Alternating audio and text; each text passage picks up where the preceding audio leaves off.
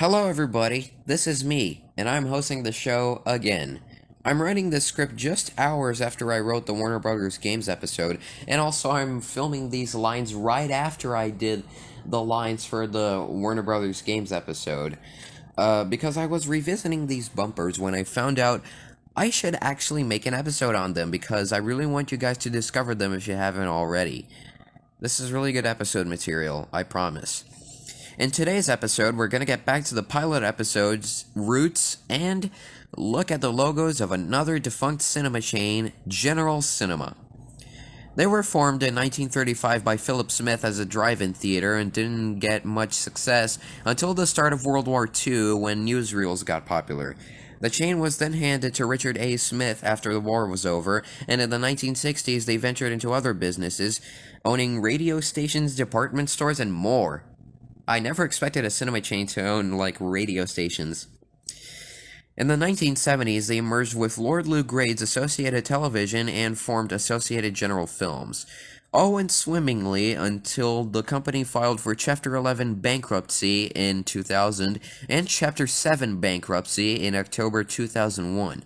AMC Theaters then acquired GC Companies Inc., and the story of General Cinema was over. Well, except for the fact that General Cinema had made a joint venture with Hoyts a few years earlier to open cinemas in South America, and the Hoyts General Cinema name lasted until 2009, along with their own version of Popcorn Bob.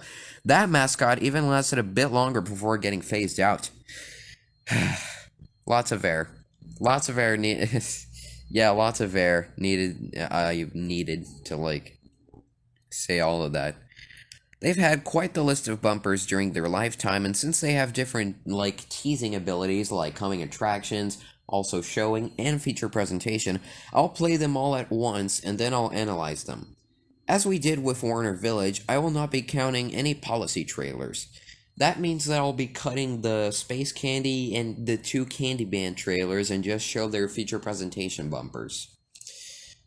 Just check them out after this episode is over. They're worth checking out.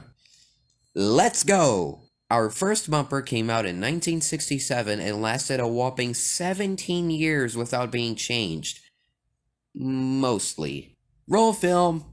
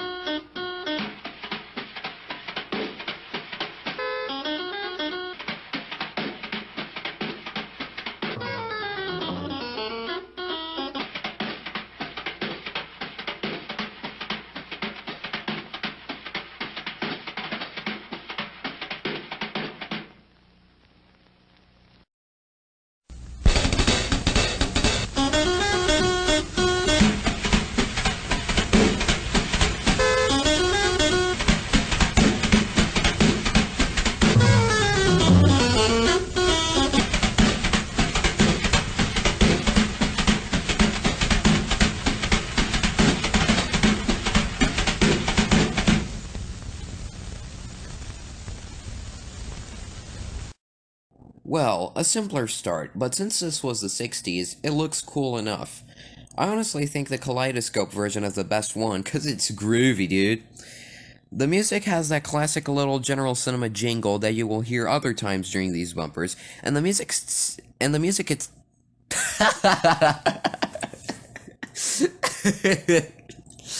These moments honestly feel like filler, but I just keep them in because I like keeping in outtakes. Okay. And the music itself, while cheesy, is still nice enough. Overall, a good logo. Our next logo is an updated version of this one with more flair, which came out in 1984 and lasted for only 2 years before General Cinema went through a major rebrand.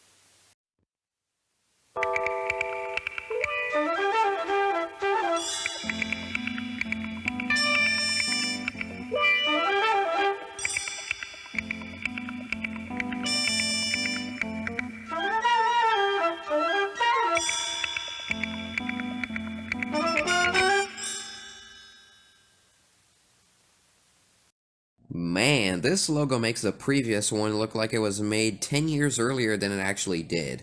For a logo from the 80s, this feels even more 60s than the previous logo did. Definitely a great improvement with better animation and the effects, and also the music is funky. All of these make for the most 60s logo ever made in the 80s. I dig this. Our next logo is the first of a series of bumpers created by Industrial Light and Magic, the visual effects division of Lucasfilm Limited.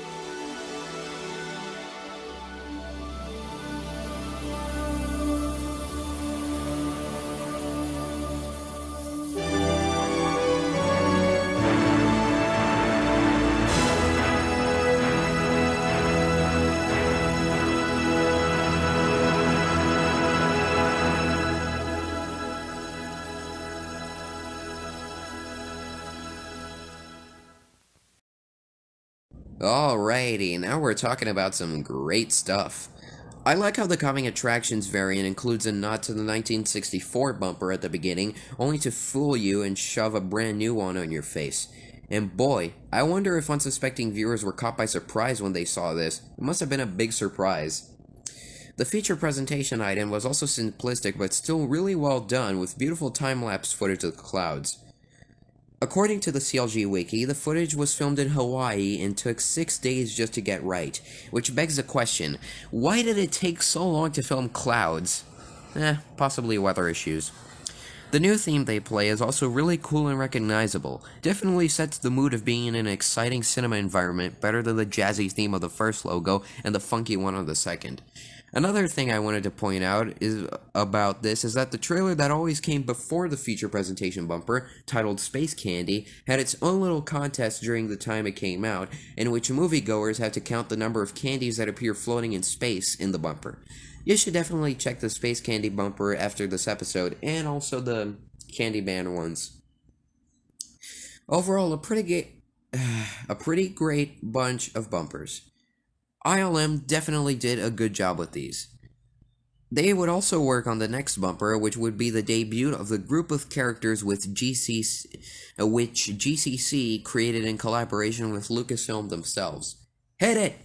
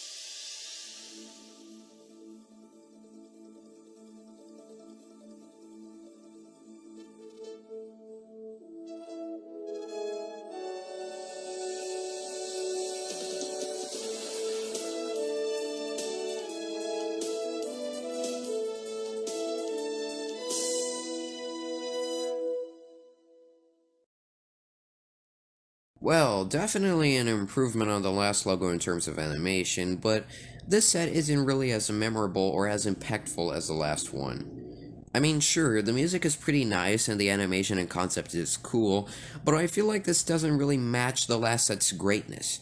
Still a nice effort from ILM though. Honestly, the thing that makes these bumpers worth it is the Candy Band bumper that is attached to the feature presentation bumper. I like it when cinemas do music things for their bumpers before the movie begins. You just dance around in your seat and enjoy the fun.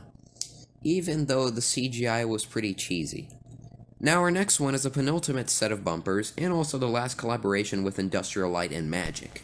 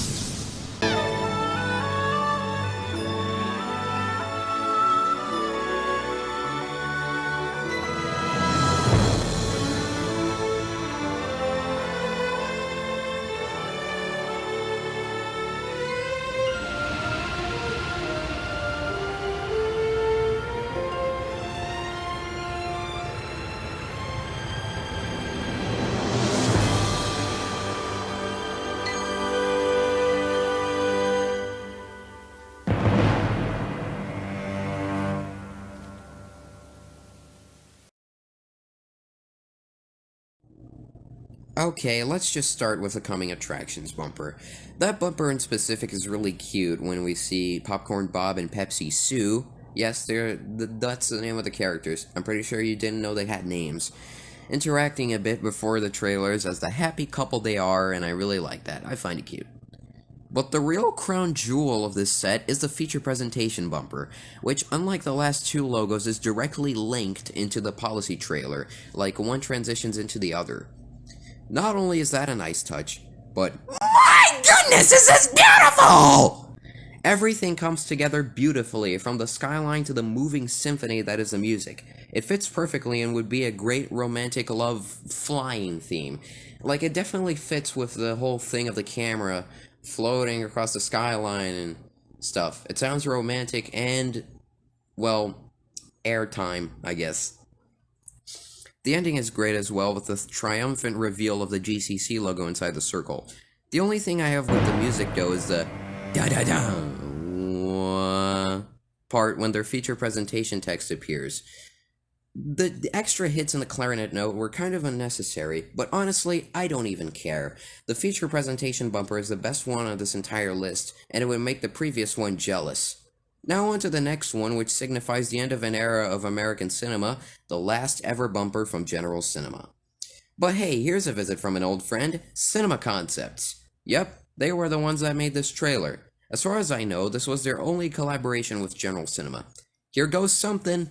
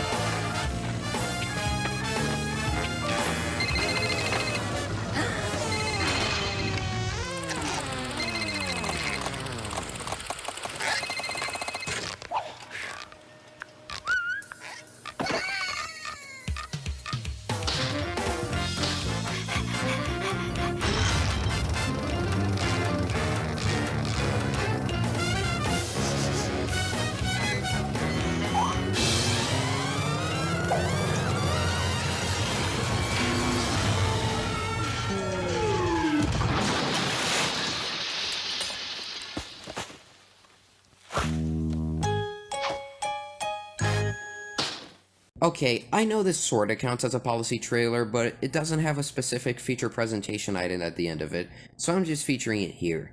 With all that said, definitely a catchy end to the history of General Cinema. Not as grand as the last feature presentation bumper, but hey, sometimes we need a bit of fun over grandiose. All the choreography going on and the imagination of all the concession stand foods being part of the show, including the man himself, Popcorn Bob, definitely pays off. I like this. Now, this trailer wasn't shown on all General Cinemas, since most of them continued using the previous bumpers and the Candy Band trailer until their eventual closing, but this trailer still managed to show up in a few locations, making it lost until being found by Archive Underground in the Trailer Park page of Cinema Concepts' website. Pretty interesting. Well, that concludes this episode, and I hope you liked it. I really like covering cinema chains because, let's be real, we all love going to the cinema, and their bumpers can be some of the most interesting and fun pieces of advertising ever. General Cinema's bumpers definitely were. Thank you all for tuning in, and now I'm signing off.